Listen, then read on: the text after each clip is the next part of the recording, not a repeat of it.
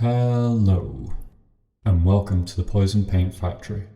My factory designated name is Poison 226. Nice to meet you.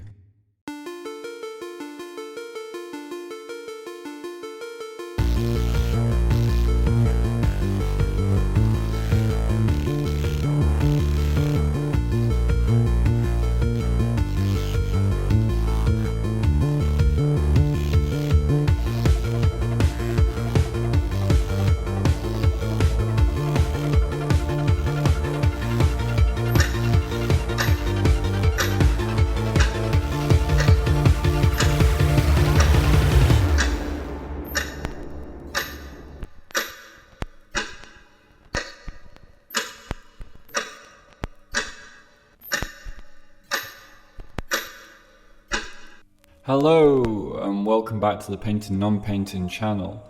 This is Barbara from CMON, Nightofthelivingdead, which is a Zombicide game. There's a couple of little scuffs and scrapes, but I can fix that later. And this is Johnny, her brother.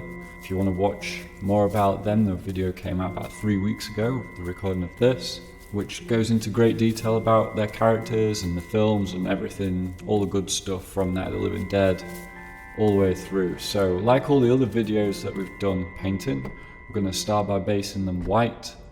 This is so I can see the details. It gives it a nice platform to build from. I know that a lot of people base in black.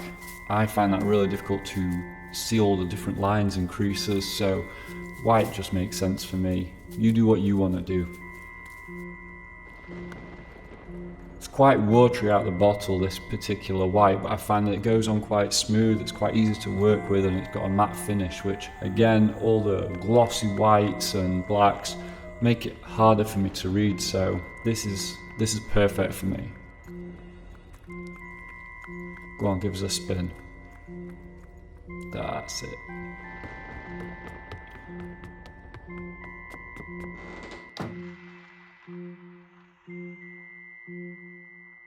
And there's Johnny. You can just about see the red coming through from the plastic, but that's good enough for me. You won't be able to see it by the end.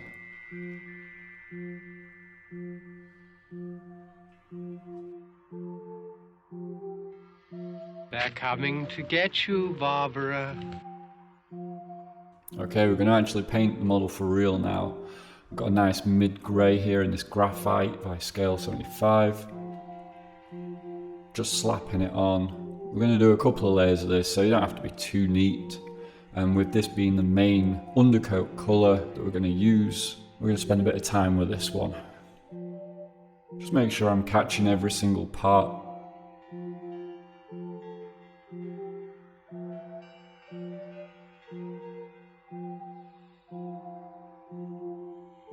So this is the model now with about 4 or 5 different layers of the same grey. It's now completely opaque, it's quite smooth. This is what you're really looking for.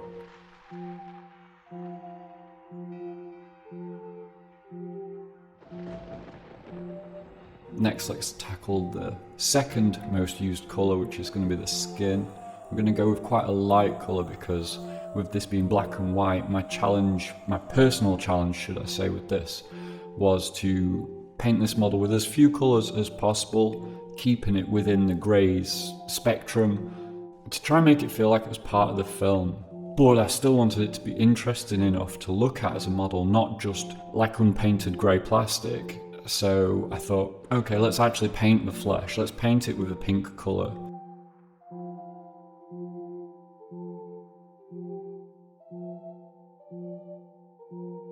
And here you go, this is what it actually looks like. Missed the face there, but let's go back and touch that up in a second. There we go.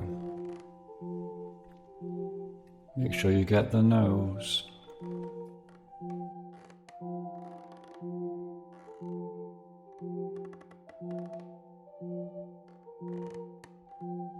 And there you go, that's the face.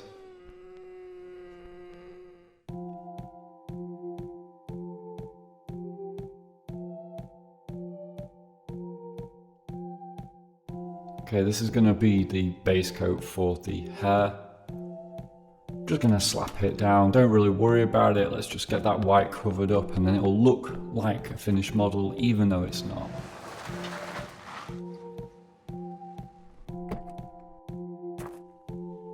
Looks very dark for a blonde, but we'll see what we can do with this. Oh yeah, don't forget the knife. That's not a knife. It is though, it's a knife. Nice, so everything's got a layer of paint now, and it's starting to look pretty good. You could probably leave it here and be alright for, you know, tabletop standard. But we're going to try and push it and see what we can do. Since we talked about Barbra at length, it's only fair really to give her a good go over with this paint job. I actually painted off camera the little jumper underneath her coat. I don't know why I didn't paint that earlier, but hey, it's painted now, let's not worry about it. And then I've gone back and I've hit all of the creases and just kind of made the jacket pop, you know?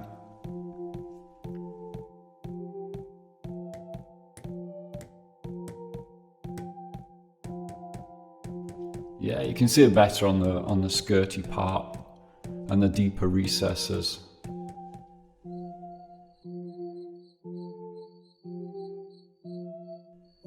I swear this is black, honest. It might look blue on camera, but it's black, I promise.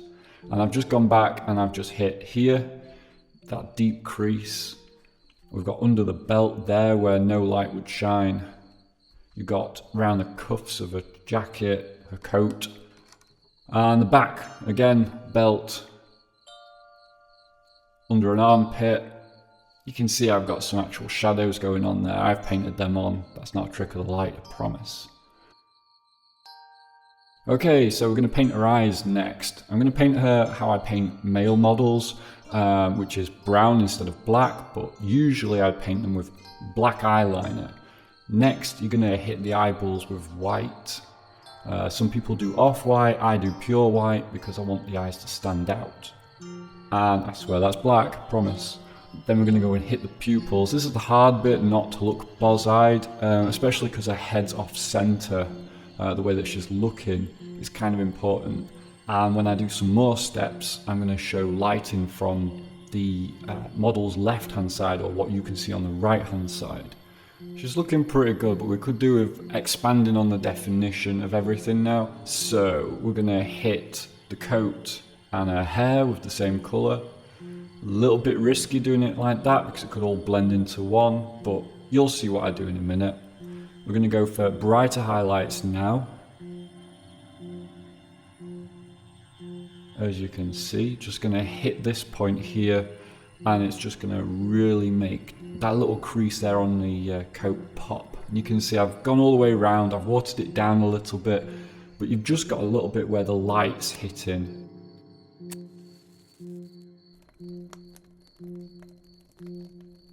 So now we're going to come in and hit with one final highlight, usually the upper part of the model, or where you want the light to look like it's landing, like on her arm there. Use it sparingly, don't overdo it.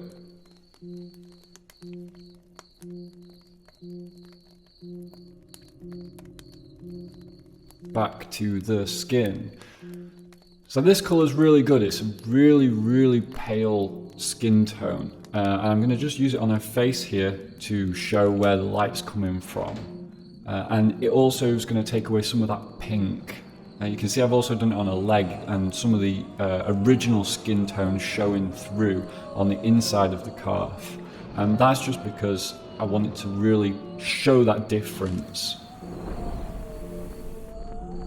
And now I'm doing the opposite on the other leg, and I'm darkening down the skin tone to show that it's in shadow. For this, I'm adding the graphite grey that we used on the coat with that skin tone, or the original skin tone, and it's just going to darken it down. I've really watered it down so it's like a dirty water.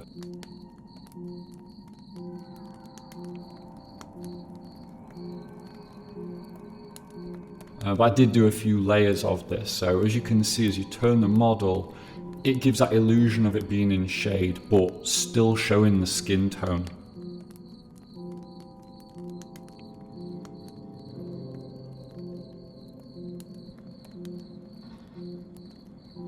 So graphite mixed with this sandy colour is going to be our highlight for the hair. It just makes it look a bit more blondie, but it's also got this dark side that you can see here where it looks like it's in shadow.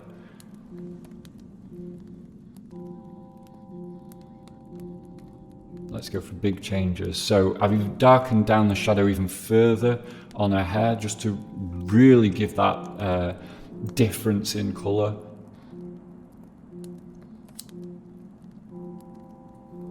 And we're going to go back and now do the knife. I decided that I would kind of break my rule and use more blues with this model to define different textures. So you've got the pure greys for the coat and the clothing, and I thought with the knife, if I went too close to that, it would get lost within the coat. But here you can see that them blues really make a difference. It makes it look really steely instead of it being like a woven texture. You know, I could have gone with the blues for the coat, but I thought that this would work better. It's all about context.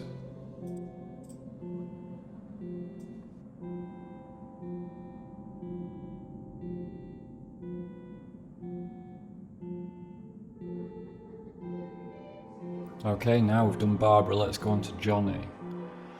So, this is where we left him last. Like he's just been dipped in ice cream.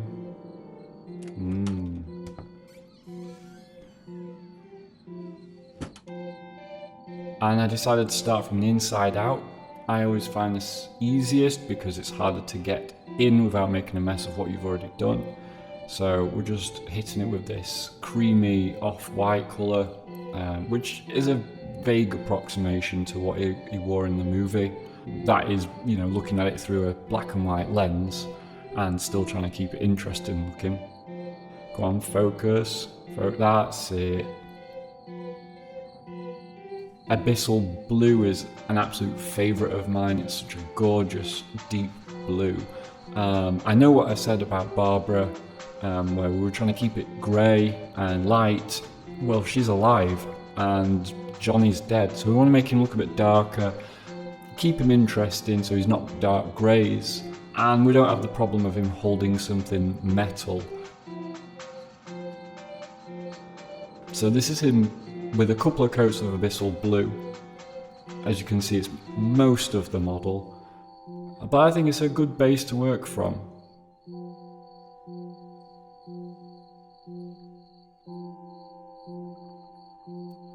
The next step is painting his face. So I thought I didn't want him to look green, I didn't want him to look fleshy, I didn't want him to look grey. I thought mixing a bit of green and grey together would give him a bit of an undead feel without being over green, looking alien-like.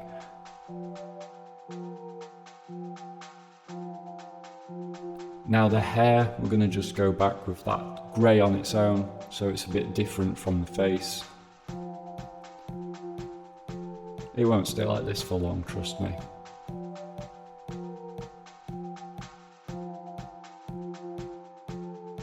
There you go, and at this point he's pretty much how you could use him on the table. You know, just a couple of colours, just so it looks like something rather than a lump of plastic. But I want to take him further. We'll just darken around the bottom of his hair, around the hairline, and a couple of creases just to darken down and give it a bit of depth, a bit of flavour.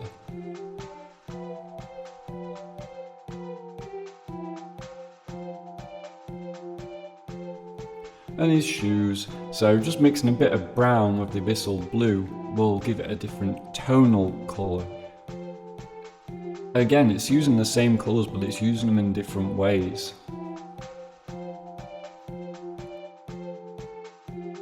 Darken down some of these recesses, very watered down, very little of the dark colour.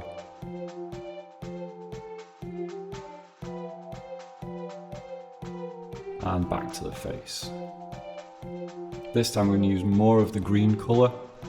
We're going to do highlights, and I'm only going to do them really on one side. I might do a little bit on the other side, but this is where I'm wanting the light to look like it's coming from, and it will go nicely with the Barbara model if they're next to one another.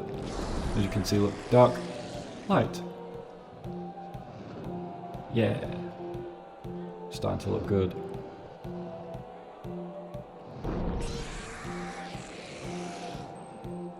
Now mixing a bit of this blue and green together, it'll brighten up the green, but because it's a grey blue, it does this.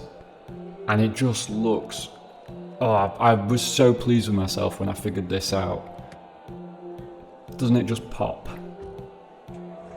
Back to my favourite abyssal blue. And I've just gone under his cheek just to darken that down, and look at that. Just by putting a little bit of colour on the other side, it's darkened it down and it really looks like it's in shadow.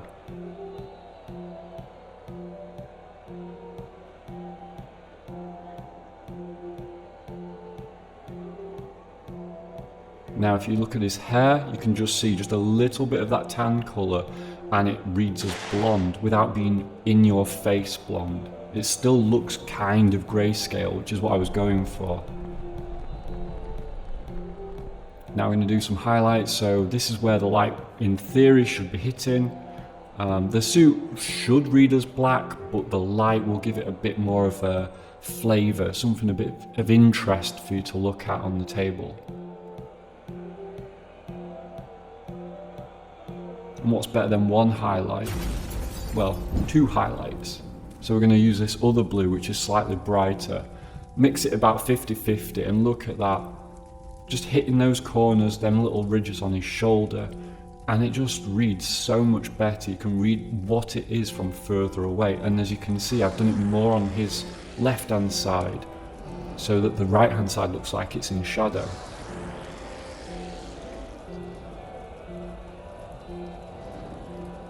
Since we've done his jacket, let's work on his trousers. We don't have to worry quite so much because the light would obviously be dissipating. The further it got down the model, it would read darker. So bear that in mind. Don't go crazy on all of the creases, all of the shadows, all of the highlights. You can really get away with a little bit more on the trousers. And you can really get away with it on the shoes, but shh, no one's looking.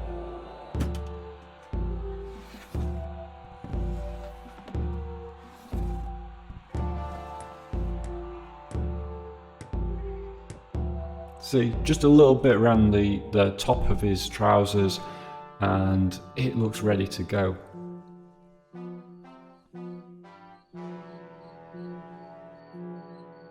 Let's do some highlights on his shirt and his tie.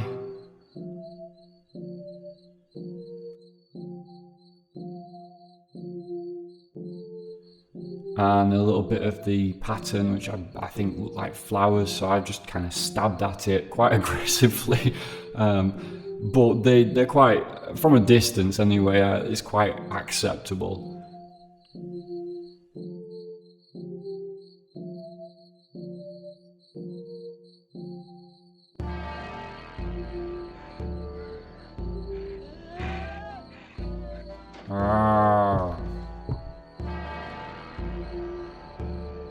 So this art is what I used as inspiration for these two models.